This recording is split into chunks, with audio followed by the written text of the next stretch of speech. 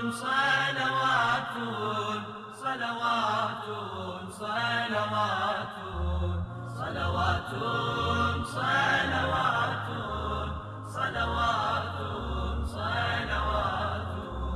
صلوات صلوات على محمد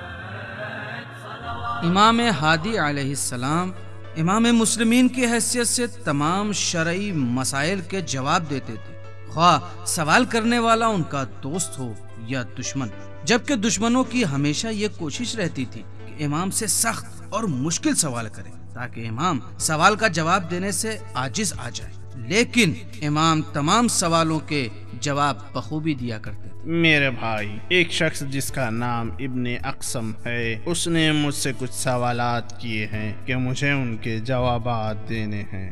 امام ہادی نے فرمایا، کیا تم نے لوگوں کے سوالوں کا جواب دیا ہے؟ نہیں، کیونکہ ان سوالوں کے جواب نہیں جانتا۔ اور امام ہادی نے فرمایا،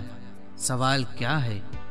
قرآن کی آیت کی تفسیر کے بارے میں سوال کیا ہے جس میں حضرت سلیمان اور علم آصف کا ذکر ہوا ہے کہ کیا پیغمبر الہی کو آصف کے علم و دانش کی ضرورت تھی؟ امام نے فرمایا، آصف نے حضرت سلیمان کو جس چیز کی خبر دی تھی حضرت سلیمان اس سے واقف تھے، اور یہ لوگوں کو سمجھانے کے لیے تھا کہ ان کے بعد آصف امام ہوں گے، اور ضروری ہے کہ لوگ حضرت سلیمان کے بعد آصف کی پیروی کریں، بالکل اسی طرح جس طرح سے حضرت داؤد کے زمانے میں لوگوں نے حضرت سلیمان کو پہچانا۔ آیت قرآن کی تفسیر کے بارے میں ایک اور سوال ہے جس میں کہ یعقوب اور ان کے بھائیوں کا یوسف کے سامنے سجدہ کرنے کا ذکر ہوا ہے، جبکہ یعقوب پیغمبر الہی تھے تو انہوں نے کیسے یوسف کو سجدہ کیا؟ اور امام نے فرمایا، یعقوب کا سجدہ یوسف کے لیے نہیں تھا بلکہ خدا کے لیے تھا، بالکل ویسے ہی جیسے ملائکہ نے آدم کو سجدہ نہیں کیا بلکہ خدا کے حکم کی اطاعت کے لیے، اور آدم کے ساتھ جو پروردگار کی دلچسپی تھی اس کی وجہ سے سجدہ کیا، تو یعقوب نے بھی خدا کی شکر گزاری کے لیے کہ خدا نے ان کے تمام گھر کو پھر سے ملا دیا، اس لیے سجدے کو انجام دیا۔ ایک سوال ہے قرآن کی آیت کی تفسیر کے بارے میں جہاں پیغمبر الہی کی خطا کا ذکر ہے کہ ہم نے تم پر جو نازل کیا ہے اگر تمہیں اس پر شک ہے تو وہ لوگ جو قرآن کی تلاوت کرتے ہیں ان سے جا کر پوچھو،